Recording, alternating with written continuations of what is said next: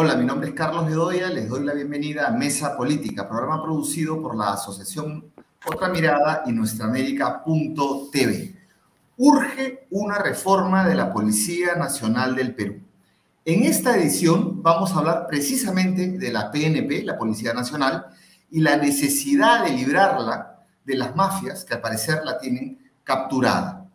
Hace unos días, todas vimos, que la Fiscalía allanó la casa del jefe de la policía, del comandante general Raúl Alfaro, tras el avance de una investigación por los delitos de organización criminal, tráfico de influencias, peculado de uso, obstrucción a la justicia, entre otros.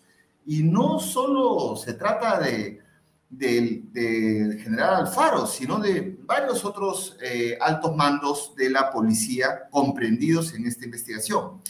El general Alfaro fue pasado a retiro luego de estos hechos, junto con otros oficiales. Se negó a renunciar. Cuando le pidió la renuncia, eso lo hemos visto también por la prensa, el ministro del Interior, Vicente Romero, ¿no? Y en su lugar designaron como jefe de la policía al general Jorge Angulo, que actualmente desempeña ese cargo, conocido, ¿no?, tristemente célebre conocido como el general semiótico, por interpretar los colores de las pancartas de la protesta social de una manera bastante descabellada, vergonzante, diría yo, y terruqueadora. Ahora bien, no solamente estamos hablando de corrupción y de mafias, sino de una actuación desproporcionada y violatoria de los derechos humanos, como hemos visto en los últimos meses de protesta social, lo que ha originado decenas de muertos durante el gobierno que podemos definir como autoritario de la señora Dina Boluarte. Pero el último episodio que hemos visto con la policía, del allanamiento de la casa del jefe de la policía, del señor Alfaro, nos preguntamos, ¿es aislado o se trata de una crisis más estructural? La respuesta parece obvia, pero se requiere un análisis un poco más profundo para poder afirmar esto y sobre todo ver los elementos que no pueden faltar en una reforma policial y que debe también ser una noticia o una demanda de los medios de comunicación, impulsar y promover la reforma policial en el Perú. Para hablar de este tema y de paso de otros aspectos de la delicada situación política nacional, nos acompaña, tenemos el gusto de contar con ella, Mirta Vázquez, que ha sido ex primera ministra del Perú, titular de la PCM, y también desempeñó el cargo de presidenta del Congreso de la República en un momento bastante difícil en plena pandemia.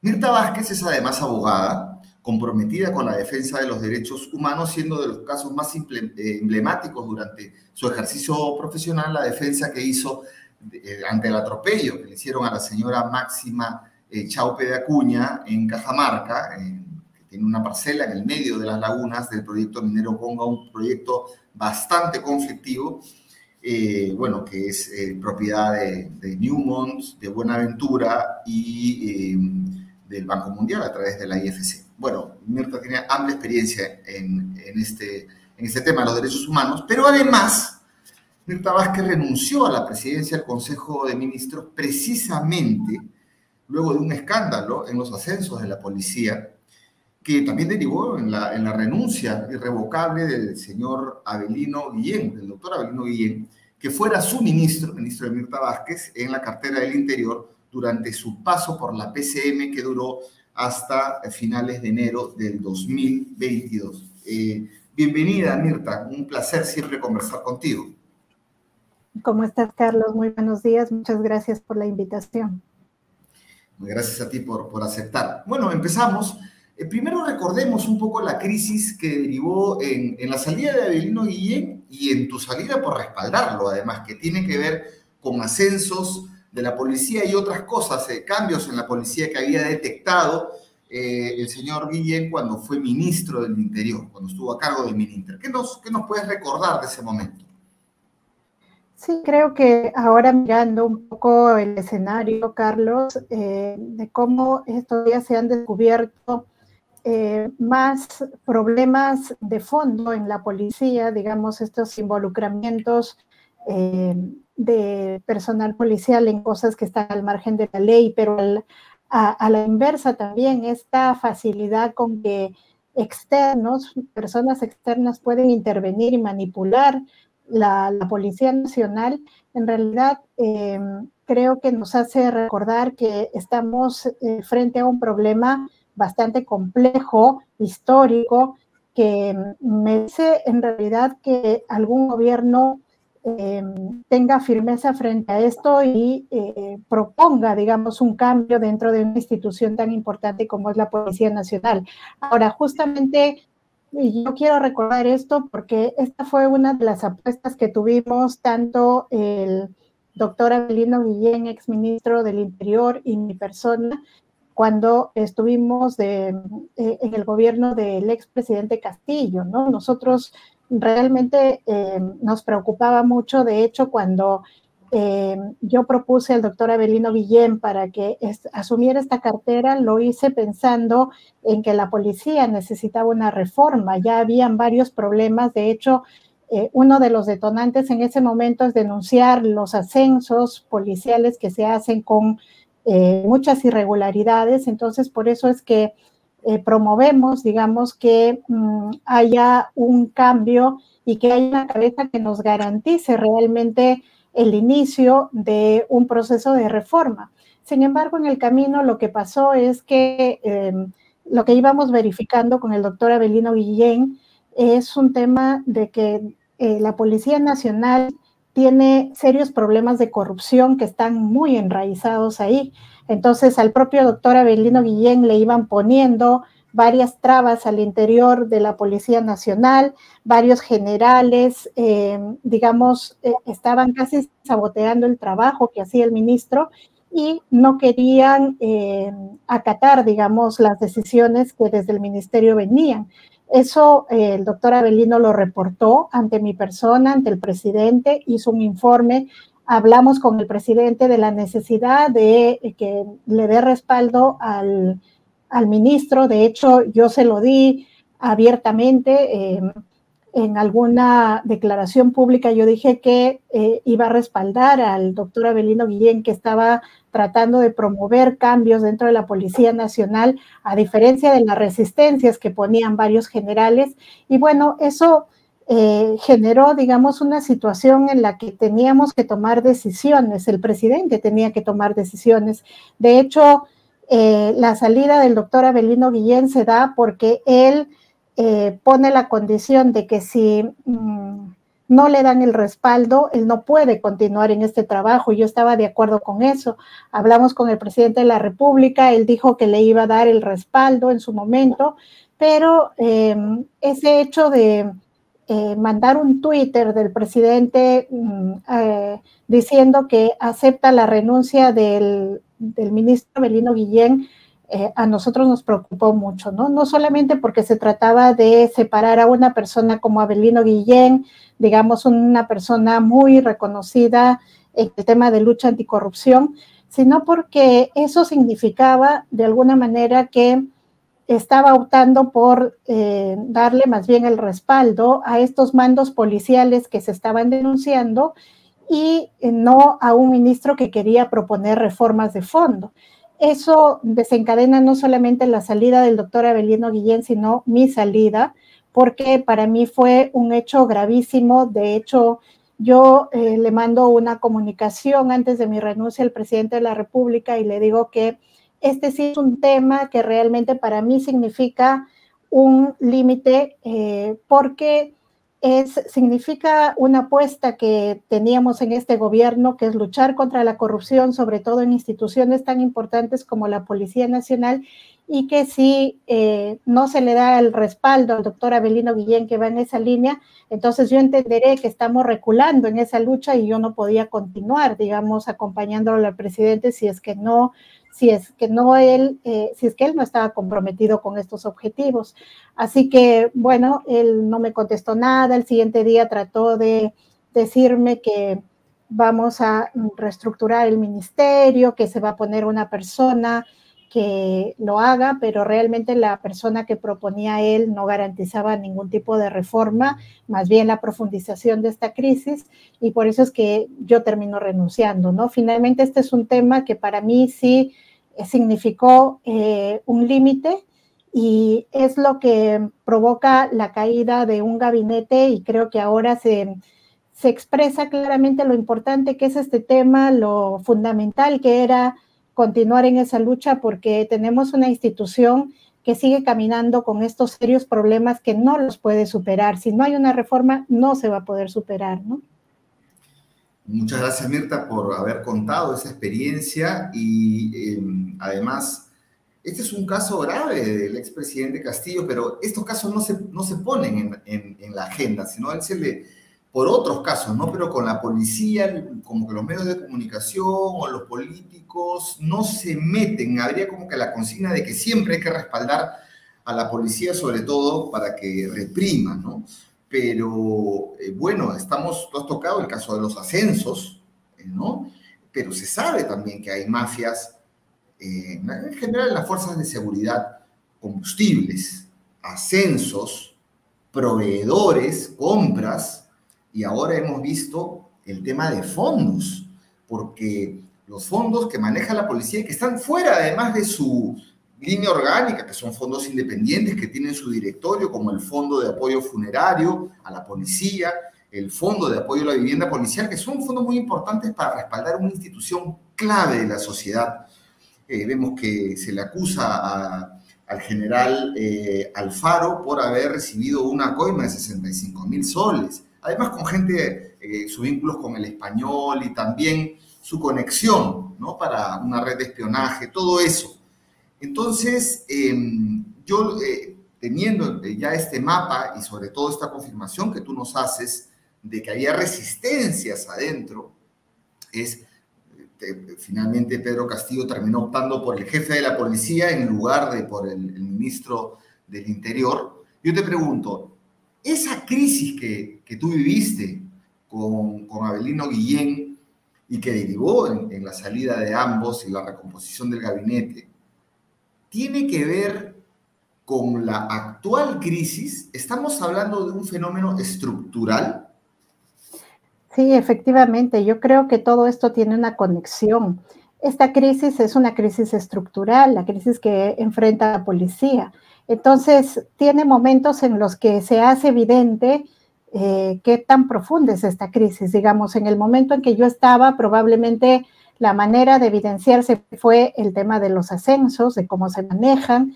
El tema también, ya teníamos varias denuncias sobre compras que se habían hecho con sobrevaloraciones. De hecho, en la época de la pandemia hay una denuncia muy seria respecto a cómo se compraron, por ejemplo, el tema de las mascarillas, cuánto se pagaron y qué tipo de mascarillas se le termina dando al personal policial, que finalmente a muchos los expuso a la muerte, ¿no?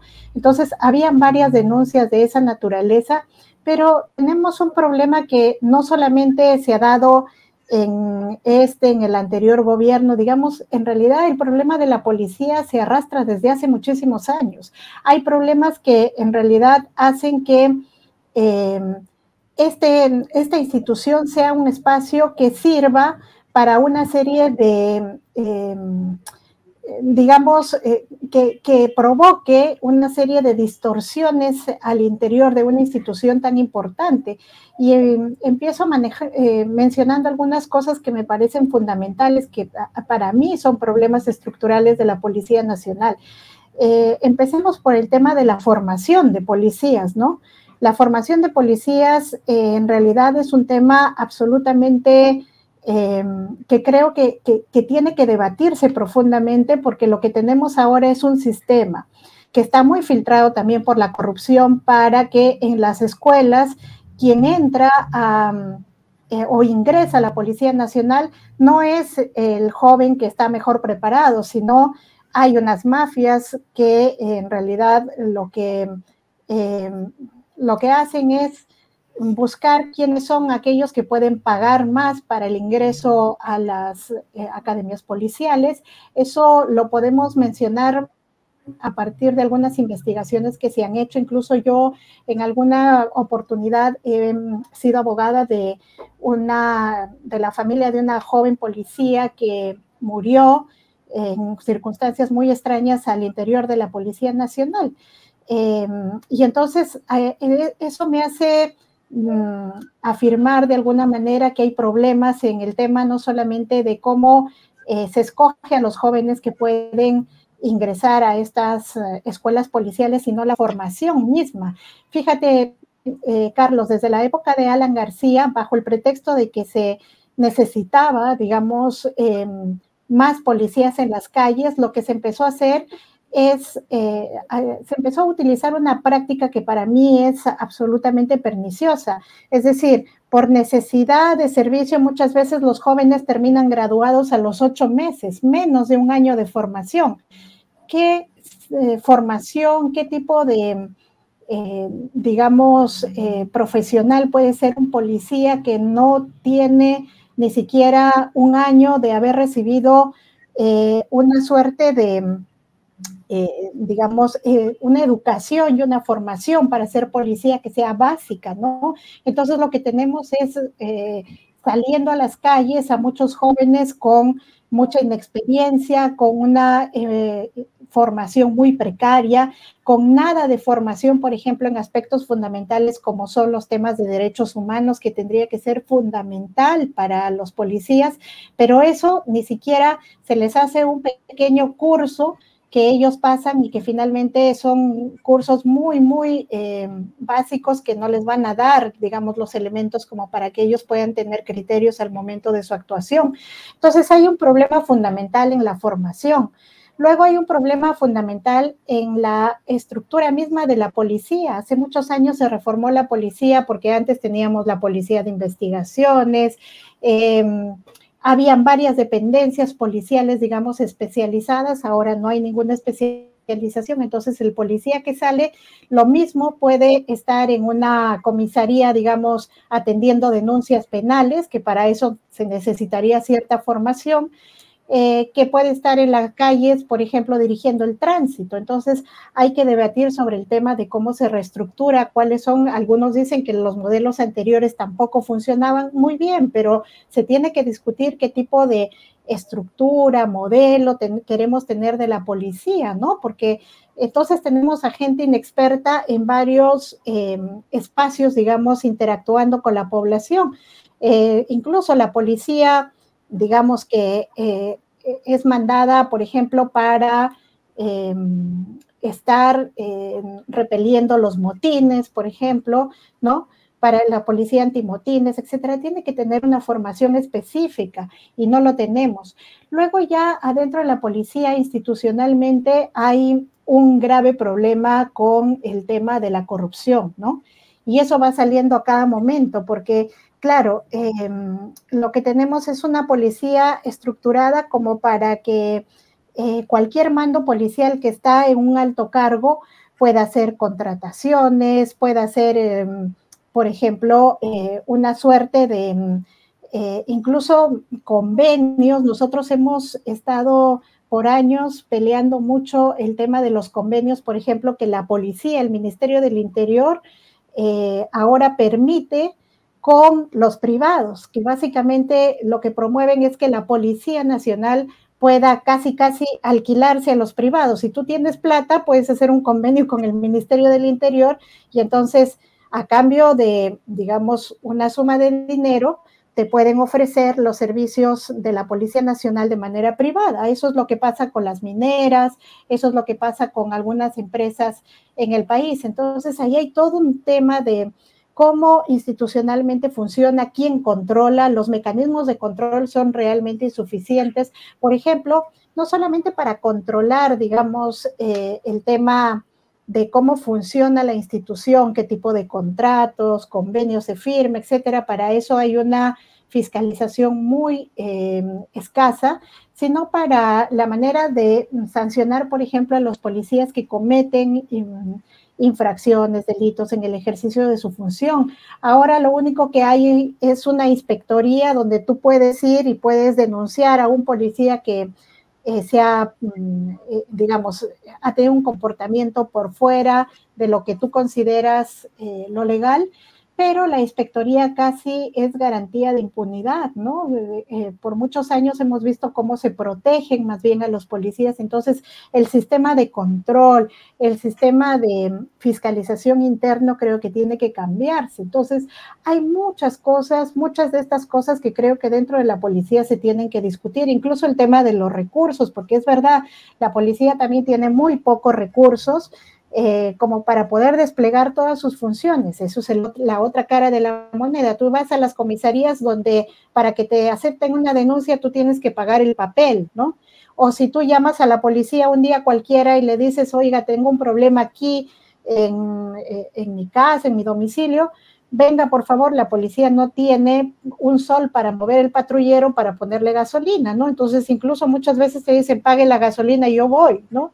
Entonces, hay un problema también de cómo se disponen los recursos para la policía, qué es lo que se hace como para que tengamos una policía eficiente, es la otra cara de la moneda. Entonces, hay un conjunto de problemas que están pendientes de hace muchísimos años. Fíjate, yo creo que desde hace 15 o 20 años atrás hay proyectos de ley en el Congreso que proponen reforma policial. Y hasta ahora nadie quiere tocar porque es un tema sensible. Pero alguien tiene que hacerlo, porque si no lo que vamos a tener es cosas como estas, ¿no? Donde vemos que incluso personas externas son las que terminan tomando las decisiones en una institución sumamente fundamental para el Estado, ¿no? Mirta, bueno, has tocado muchos temas. Has agregado además una de las, como le llamamos, las mafias que hay adentro, ¿no? Porque está la de los combustibles, la de los ascensos, las compras, los fondos. Ha señalado los ingresos a la propia policía, que también tienen cupos, que hay que ver eso. Bueno, tú has sido abogada de personas que han ingresado a la policía. También está lo del crimen organizado, ¿no? Vemos también muchas veces que se infiltran dentro del crimen organizado. Has mencionado también el tema de la estructura y esa reforma que hizo el primer gobierno de Alan García, si no recuerdo mal, donde los que eran Guardia Civil, Guardia Republicana y la famosa PIP, que era la Policía de Investigaciones, los llamados rayas, que vestían de civiles, que de alguna versión ahora son los ternas, de alguna manera, que habría también que abordar el tema de los ternas, que han dado mucho que hablar en las protestas. Recuerdo la Guardia Civil más dedicada al tráfico, la Guardia Republicana análogo a los carabineros, digamos, ya una policía más armada y tal, y la PIP, que era pues la policía que seguía a las bandas organizadas, ¿no?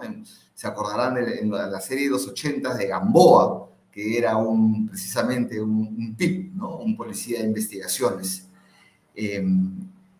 Y has tocado el tema de los recursos y algo muy grave, el tema de, no recuerdo, antes se llamaba las Águilas Negras, ¿no? Que era el servicio que da la policía a los privados. O sea, un buen día, a un miembro de la policía, un día su jefe es el comisario, al día siguiente su jefe es el gerente del banco donde va a cuidar la agencia del banco. U otro día su jefe es Yanacocha, ¿no? Porque tienen un convenio con la policía. Entonces, eso, porque es un tema de recursos y no puede pasar. Se tiene que ver el tema de la seguridad, que además ha sido, como señala Steven Forti y otros más, en varias partes del mundo infiltrada por ideologías de extrema derecha, ¿no? Y aquí ya quiero tocar el tema contigo antes de repasar los elementos fundamentales de una reforma policial, el tema de tratamiento de la policía y los derechos humanos y la protesta social y en general la seguridad. Sí, el tema de la policía y los derechos humanos, por ejemplo, es un tema bastante álgido, ¿no? Que sobre todo en el Perú se tiene que trabajar de manera urgente, digamos, ¿no? Nosotros somos uno de los países donde hay más graves acusaciones contra la Policía Nacional por la vulneración de derechos humanos. Y eso sucede porque, claro, como yo mencionaba, no solamente es un problema de formación, ¿no? Es decir, que a los policías jóvenes no se los está formando en temas de derechos humanos, qué significan, qué estándares hay, porque no es que nadie se invente ni los derechos humanos sean un tema solamente de discurso. Para que se respeten los derechos humanos hay instrumentos que todo policía debe conocer, ¿no? Instrumentos internacionales donde establecen estándares, por ejemplo, de cuándo se puede usar la fuerza, cuáles son los mecanismos que tienen ellos por agotar antes de utilizar las armas, por ejemplo. Hay varios de estos instrumentos y estándares, pero sucede que no solamente no hay una formación, sino que hay una mala concepción de lo que debe hacer el policía. Yo creo que en estos años ha ganado mucho terreno el autoritarismo, incluso dentro de instituciones como estas, donde se piensa que, digamos, la autoridad se tiene que ejercer con la violencia. Y entonces hay una deformación del policía. El policía sale y casi cree que tiene licencia de matar.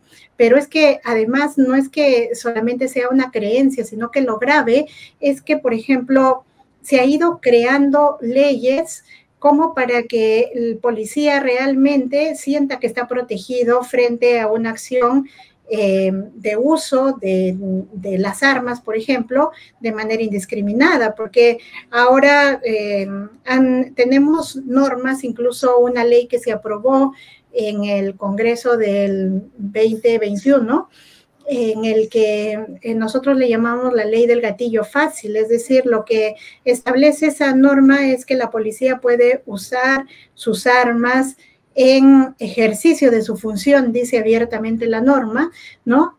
Y que frente a eso, pues el policía se le considera una persona que no va a ser procesado ni perseguido, o sea, un inimputable, digamos, ¿no? Entonces, con esa norma, básicamente lo que haces es animar a la policía y hacer creer que ellos pueden disparar lo que quieran y matar a quien quieran, porque hay digamos, un marco legislativo que lo va a proteger. Ahora, eso es bien relativo y los policías también tienen que tenerlo en cuenta, porque por más que tengamos estas leyes aquí en el Perú, vuelvo a repetir que nosotros estamos adscritos a estándares internacionales y si un policía cree que puede salir a matar y luego no le va a pasar nada, bueno, ya hemos visto varios casos donde terminan siendo sentenciados porque realmente sí hay normas y hay estándares de derechos humanos que tienen que respetar y que ellos no pueden violar de ninguna manera, ¿no? Entonces, hay toda una mala concepción de cómo se ha ido deformando la función policial, esta gente que sale, los políticos, por ejemplo, que salen a decir honor y gloria para nuestra policía y piensan que diciendo eso y mandándolos a disparar en realidad los protegen, es un discurso engañoso. Lo que están haciendo es realmente sobreexponer al policía, restarle legitimidad. Una institución tan importante no la fortaleces diciendo anda, mata y dispara lo que quiera, sino la fortalece realmente haciendo ver que es una institución que se legitima con sus acciones, que realmente la gente siente que es una institución que la protege, que es una institución que la tiene que respetar, pero así no se logra el respeto a la policía. Es más, la gente cada vez más tiene o más temor o más rabia de ver un policía que confianza, ¿no? Uno dice, ya a uno le da hasta miedo pasar por el costado de un policía o de una comisaría. Se está deslegitimando y con eso se está debilitando totalmente a esta institución que creo que más bien nos toca fortalecerla, ¿no? Bien, Mirta, entonces pasemos de una vez a los elementos de una reforma policial. Tú has hablado ya del tema formativo y los recursos. ¿Qué otros temas, por ejemplo, son fundamentales tanto para el tema de la corrupción y las mafias como para el tema de el tratamiento de la seguridad del ciudadano? Bueno, yo creo que hay algunos temas fundamentales. Yo no soy experta en la materia, pero digamos, lo que sí se puede identificar desde afuera incluso es que necesitamos reforma, como repito, la formación en el tema de cómo la institución está funcionando, en el funcionamiento y la estructura de la institución, en el tema de cómo se asignan los recursos y de dónde provienen los recursos, que eso es lo que yo estoy planteando. No se puede esperar que los recursos vengan del privado o que el policía vaya a tratar de cachuelearse en su día de Franco porque el Estado no tiene para pagarle, ¿no? Todo ese tema de recursos se tiene que trabajar el tema también de cómo al interno de la policía existen mejores sistemas de control, fiscalización, tanto para la policía como para cada policía me refiero, como para el asunto de cómo se hace la labor administrativa al interno, ¿no? ¿Quién la hace? ¿Cómo la hace? El tema de los ascensos, el tema de las designaciones también. Fíjate, porque incluso hay corrupción en el tema de las designaciones, ¿a dónde va un policía? No es casual que ciertos policías vayan a ciertos sectores del país, quienes van a las zonas más, digamos, álgidas, por ejemplo, la zona del Brain, etcétera. Para todo eso tiene que haber un sistema diferente de cómo se elige a las personas que van. Yo escuchaba a muchos policías que, por ejemplo, dicen, ¿cómo? Yo les pregunto a veces, ¿cómo es que los designan para que vayan a territorios, por ejemplo, de comunidades indígenas, ¿no? ¿Y sabes a quiénes mandan ahí a los territorios más alejados o a los territorios más difíciles? Al que se porta peor, ¿no? Al que tiene denuncias, al que tiene quejas, etcétera, a ese lo mandan como castigo. Cuando el criterio no tiene que ser un castigo, además en zonas que necesitas tener incluso conocimientos extras, una forma de entender cómo funcionan esos territorios. Entonces, lo que pasa es que llegan policías, por ejemplo, que no están capacitados, no están formados, que terminan teniendo problemas con la población porque no entienden la manera como relacionarse, etcétera. Entonces, hay que cambiar los criterios para eso, ¿no? Yo creo que son cosas que son como muy básicas, como yo repito, yo no soy una experta en esto, pero hay todo un planteamiento de cómo podría ser una reforma policial, que creo que hay además mucha gente experta en nuestro país que podría trabajar en eso, pero el tema es decisión política, Carlos, porque finalmente estas instituciones son como casi intocables, ¿no? Nadie quiere tocarlas, nadie quiere asumir el problema grueso. Y claro, siempre nos estamos quejando de los resultados de esto, ¿no? Sí, no sé si también estás considerando una reorganización en esta propuesta del MININTER, del Ministerio del Interior, clave, pieza clave. Y bueno, yo te preguntaría, ¿y cómo estás viendo el desempeño de este difícil ministerio que ahora está a cargo del señor Vicente Romero? Bueno, yo creo que hay que hacer una reorganización, sin duda, ¿no? Lo que vemos ahora es casi penoso, ¿no? Sacan a un general que está, al parecer, comprometido con estos temas graves de que quiso armar una inteligencia paralela, qué sé yo, bueno, acusado también de temas de corrupción, pero ¿quién sube? ¿Alguien que realmente está mejor capacitado? No, tú lo decías al inicio, ¿no? Es como casi una caricatura. Sube el general del cual todo el país se burló cuando sale a intentar hacer una suerte de interpretación que a todo el mundo le resultó, por supuesto, absurdo, ¿no? Pero si él se va, ¿quién viene detrás? Yo estoy segura que detrás también habrán varios problemas con esto. No quiero decir que toda la policía y todos los policías sean o corruptos o incapaces, etcétera, pero es un problema estructural, ¿no? O sea, lo que quiero decir es que probablemente podremos encontrar personas mejor intencionadas, que no estén comprometidas con corrupción, pero que también van a tener deficiencias en cuanto a su formación, que seguramente van a tener limitaciones para su actuación, porque es un problema estructural, Entonces, sí es necesaria toda una reorganización, pero la reestructuración de la policía, con esa reorganización fundamental, digamos, ¿no? Ahora vemos que la policía casi camina a la deriva, porque ya da lo mismo que cambien de jefe de la policía, de generales, etcétera. Lo que vemos es que la policía como institución realmente tiene un grave problema. Ahora totalmente deslegitimada con la población, después de lo que ha pasado con las masacres, por ejemplo. Es una policía totalmente deslegitimada, es una policía rechazada por la población. es una policía que no puede soportar su trabajo, por ejemplo, o articularlo con el de la sociedad civil, porque la sociedad civil está muy recelosa, siguen habiendo los problemas de corrupción, eso van a continuar, digamos. Entonces es una policía que va a la deriva con pobres resultados. Estos días vemos además que los manejos al interno son claros, ¿no? Y son manejos también que no hay que perdernos de vista. Por ejemplo, ha salido todo este escándalo, ha surgido todo este escándalo. Si tú pones atención en los medios de comunicación de señal abierta, entonces están tratando como de lavarle la cara a la policía poniendo noticias como se atrapó al delincuente A y se atrapó al delincuente B y se atrapó, ¿no? Pero realmente eso no hace más que evidenciar digamos, una forma de dirigir esta institución totalmente equivocada. Así no van a revertir la situación que está pasando en el país, así no van a revertir el grave problema que tienen.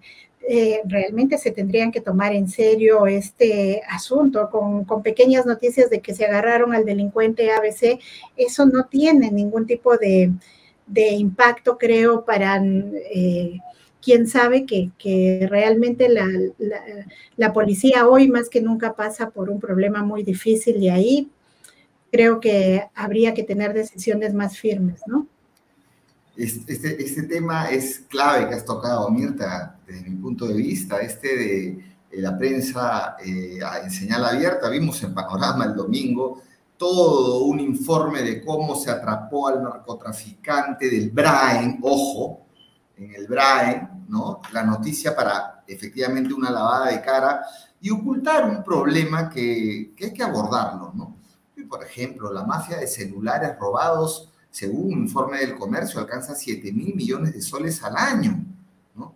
Y bueno, cuando uno sufre un robo de celular, la gente que lo sufre, que son muchas personas, ven que la policía básicamente no hace, que las cámaras no identifican a las personas y todo termina, si uno sigue el proceso, en un archivo de la fiscalía, ¿no? Entonces, ¿cuánto está penetrado este robo de celulares o estas mafias, estos crímenes organizados en la propia institución, que ya te asaltan sin máscara y tal, y se sienten impunes, ¿no? Entonces, ese es un problema.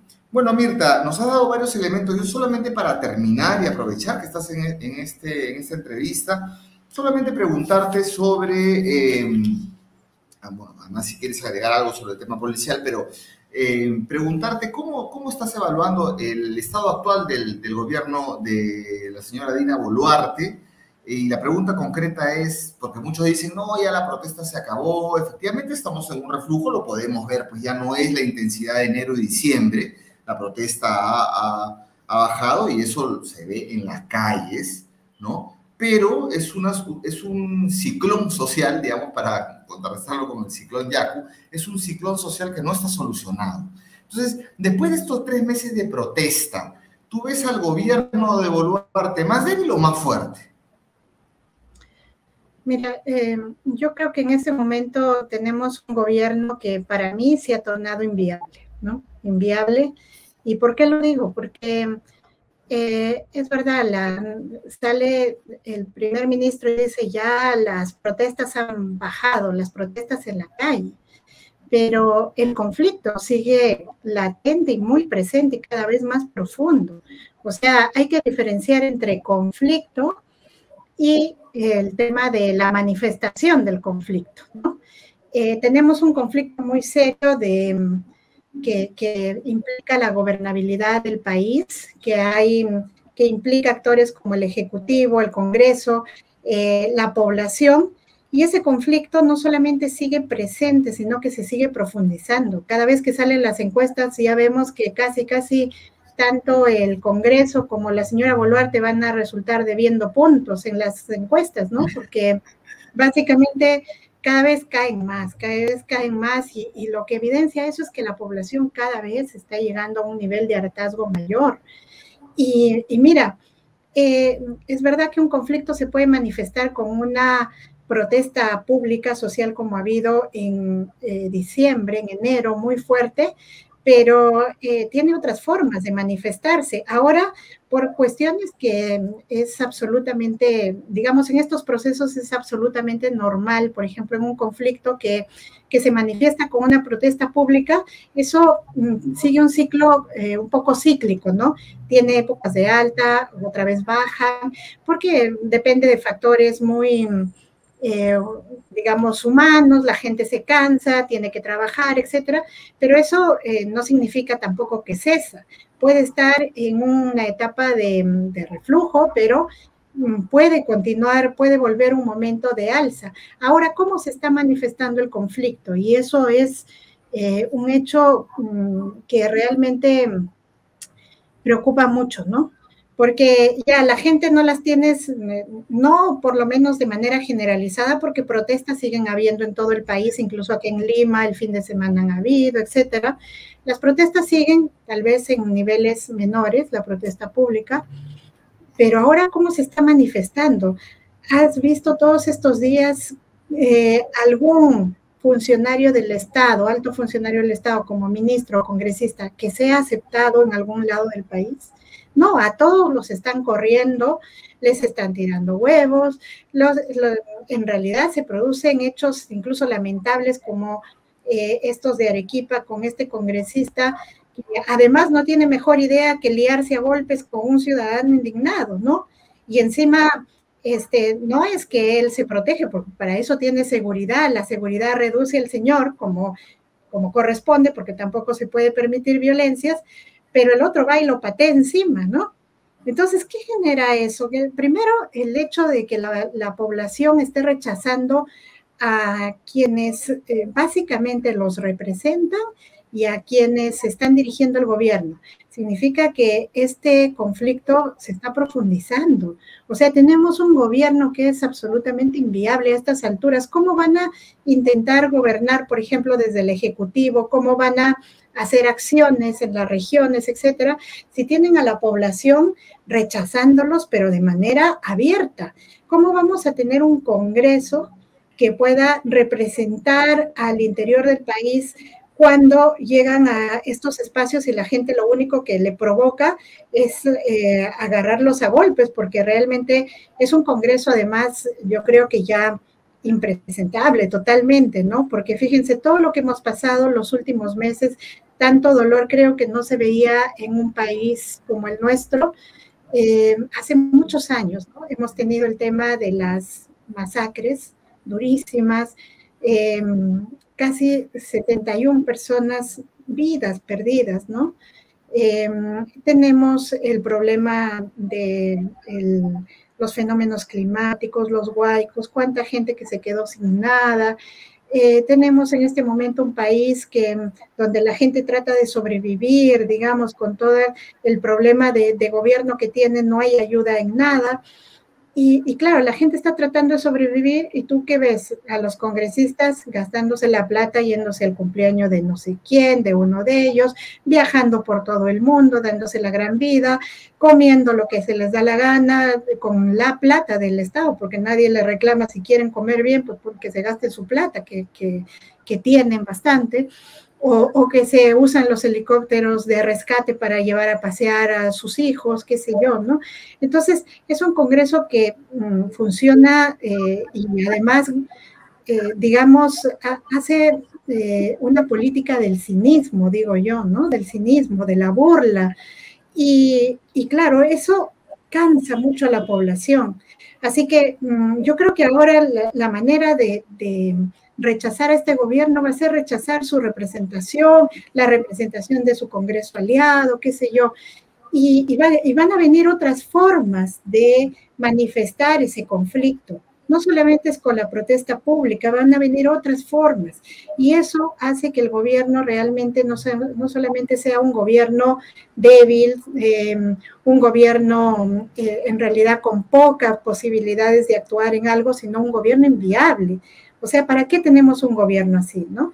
Y no perdamos de vista de que como país también, por las decisiones de este gobierno, hemos quedado un poco aislados de otros países, en malas relaciones, pero además incluso empiezan a manifestarse no solamente gobiernos como Estados Unidos, algunas instancias internacionales, la propia OEA, empiezan a decir, oiga, pero en realidad tal vez por estos problemas de violación de derechos humanos tendrían que tomar decisiones de adelantar elecciones, con lo cual te están diciendo, eres un gobierno débil que no vas a poder gobernar.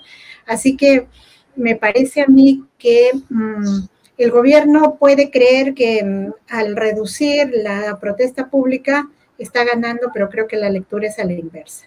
Está más débil, más precario, más inviable, y creo que eso nos está llevando como país a una situación gravísima, ¿no?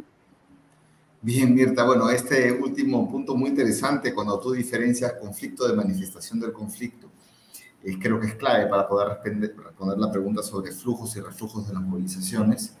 Yo te agradezco muchísimo por todos los elementos que has tocado del tema central que ha sido la policía y este último comentario también tuyo sobre la situación delicada, situación política del Perú. De todas maneras, vamos a seguir conversando, no es la primera vez que estás en este programa y seguiremos contando con tu valioso aporte, Mirta.